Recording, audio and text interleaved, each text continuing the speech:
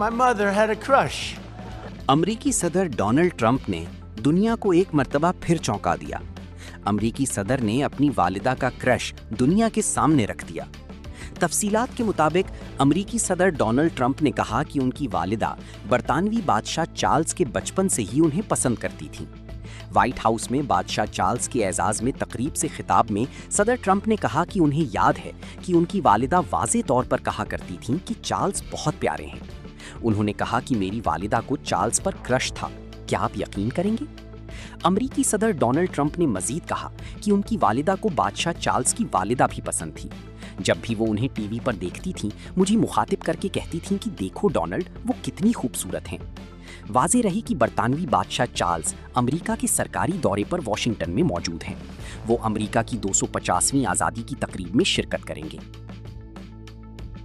My mother had a crush on Charles. Can you believe it?